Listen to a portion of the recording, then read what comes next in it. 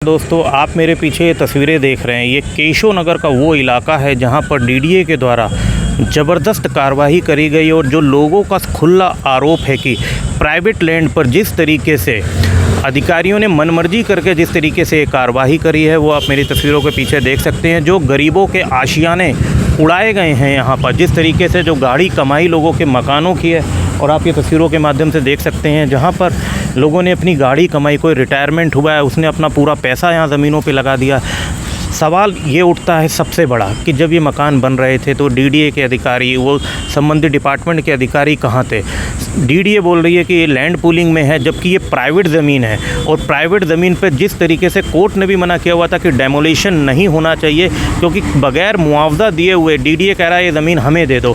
अभी ऐसी कोई भी पॉलिसी दिल्ली में इम्प्लीमेंट नहीं हुई है कि वो ज़मीनें सरकार ले रही है, क्योंकि लगातार बोर्ड तो लगे हैं, लेकिन इस तरीके की कोई भी ज़मीनों को डीडीए द्वारा अधिग्रहित करने का अभी कोई भी मामला ऐसा नहीं है कि दिल्ली में इस पूरे एरिया के अंदर डीडीए ने कहीं ज़मीनें अधिकृत करी हों।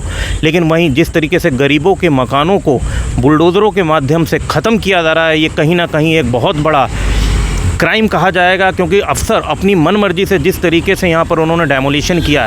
वहीं मैं तस्वीरों में आप पीछे दिखाऊँ, आप वहाँ ट्रांसफार्मर भी देख सकते हैं, जहाँ बिजली के यहाँ पर ट्रांसफार्मर भी लगे हैं, लोगों को मीटर भी लगे हुए थे। उसके बावजूद जिस तरीके से अधिकारियों ने मनमर्जी करके लोगों की जानों के साथ खेला है, एक तरीके से मैं कहूँगा जो तमाम ऐसे लोग हैं जो आज इस स्थिति में हैं कि वो बात करने की स्थिति में नहीं है कि जिस तरीके से करोड़ों रुपए का उनका नुकसान हुआ है। पहले आदमी अपनी जीवन भर की कमाई करके पैसे इकट्ठा करता है, एक प्लॉट लेता है, उस प्लॉट लेने के बाद एक एक ईंट रखकर उस मकान को बनाता है। लेकिन ये सरकार के अधिकारी, डिपार्टमेंट के अधिकारी, चाहे वो डीडीए हो, चाहे एमसीडी हो, चाहे दिल्ली पुलिस हो, तब कहाँ सो रहे होते हैं जब ये मकान बन रहे होते हैं।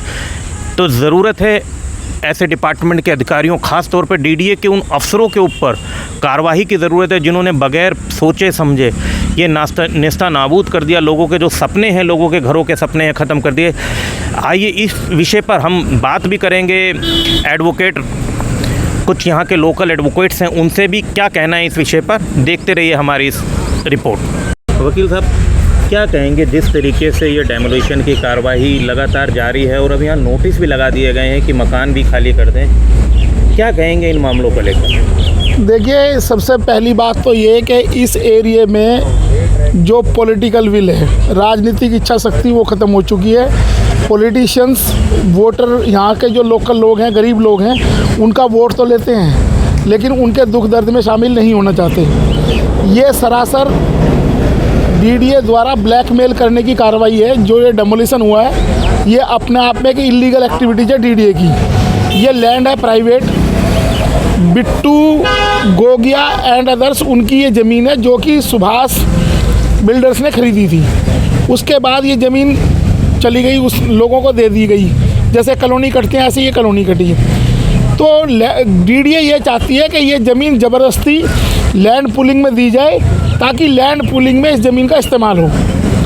और जिन लोगों ने अपने ढांचे बना लिए, घर बना लिए थे यहाँ पे, उनके घर इलीगल तरीके से डीडीए ने तोड़े हैं, क्योंकि डीडीए को सिविल कोर्ट की भी डायरेक्शंस थी और ऑनरेबल सुप्रीम कोर्ट ने जो जस्टिस गवई का जजमेंट आया था जनवरी-फरवरी में, उसमें क्लियर कट डायरेक्शन थी कि आप कोई भी हाउस होल्ड यूनिट्स हैं उनको यू कैन नॉट डेमोलिश, आप उनको डेमोलिश नहीं करेंगे। और डेमोलिश नहीं करेंगे तो उस डेमोलिशन के से पहले आप उनको अल्टरनेट प्रोवाइड करेंगे कि भाई उनको रेजिडेंस के लिए जगह चाहिए। अब ये ज़मीन डीडीए की नहीं है, ना डीडीए का नोटिफिकेशन है इस पर कोई, ना ये ज़मीन कभी एक्वायर होने के लिए है।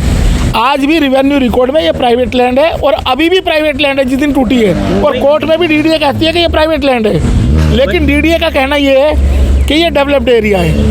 हमने कहा कि जो 2017 में एक नोटिफिकेशन आया था विलेज अर्बनाइज करने का, उसमें 11 कैटेगरी को एक्सक्लूड किया हुआ है। विलेज आबादी है, गांव की ज़मीन है, साथ साथ जो अनऑथराइज कॉलोनी है, उन 11 कैटेगरी में 5वीं कैटेगरी जो अनऑथराइज कॉलोनी की कैटेगरी है, उसमें ये लैंड आती है। डीडीए का इस पर कोई अधिकार क्षेत्र नहीं है, लेकिन ज़बरदस्ती डीडीए इसमें घुसना चाहती है। वही देखा गया जिस तरीके से सरकार ने दिल्ली में प्रतिबंध भी लगाया हुआ है, कृषि योग्य भूमि पर प्लॉटिंग अवैध है। आप उस नज़र से नहीं, उस नज़र नहीं, आप जो बता रहे हैं, आप दिल्ली की 1731 कॉलोनी किस चीज़ पे बसी हुई हैं? दिल्ली की जो 1731 कॉलोनी है वो सारी की सारी एग्रीकल्चर लैंड पे बसी हुई हैं। और इसमें इन सारी कॉलोनियों में भारतीय जनता पार्टी के बड़े बड़े नेताओं के पैसे इन्वेस्ट हैं इसमें।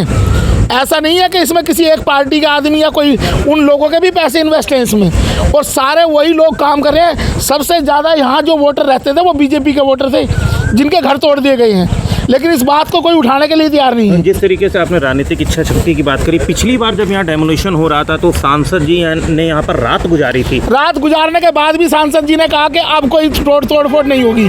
अब सांसद जी बताए किस मुंह से अपनी शक्ल यहाँ दिखाएंगे आके, जबकि वो तीसरी बार जीत के गए हैं इस एरिया से। तो वहीं जो क्षेत्रीय विधायक हैं या तमाम और जनप्रतिनिधि हैं, देखिए यहाँ आज की डेट में ये स्थिति है कि जो रेजिडेंट है, लोकल लोग हैं, जो वोटर हैं, उनका वोट लूट लो, और वोट लूटने के बाद हमारा तुम्हारे से कोई मतलब नहीं है। आज जिस तरीके से गरीब लोगों के मकान ढहाए जा रहे हैं, उनकी सुध लेने वाला दिल्ली में कोई नहीं है। हम ये सभी लोग सिर्फ कोर्ट की कार्रवाई से प्रोटेक्टेड थे, अदरवाइज किसी भी राजनीतिक पार्टी ने, ना कांग्रेस, ना भाजपा, ना आम आदमी, तीनों में से किसी भी पार्टी ने इनकी कभी सुध नहीं ली और ना ही इनके हक में कोई काम करने की कोशिश की।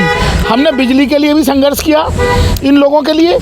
ये जो अनऑथराइज कॉलोनी में ये जो ब्लैकमेल करके पैसा उगाही करते हैं राजनीतिक लोग पैसा उगाही करते हैं, जब कोई कॉलोनी कटती है तो सभी अपना हिस्सा पत्ती मांगते हैं उसमें। तो और उनको सुनो मेरी बात, उनको हिस्सा पत्ती लेने के बाद आज उनकी रक्षा के लिए, उन गरीब लोगों की रक्षा के लिए कोई नहीं खड़ा है यहाँ पे। जिस तरीके से आपने राजनीतिक इच्छा शक्ति की बात करी और राजनीतिक लोगों पे जो आरोप हैं, सत्ता भी भाजपा की है, चेयरमैन भी यहाँ भाजपा के हैं, सब तरफ तो भाजपा है, ट्रिपल इंजन की सरकार है, फिर गरीबों के मकानों पर बुलडोजर। ये वो सरकार, ये प्रधानमंत्री जी से सवाल करिए आप जाके।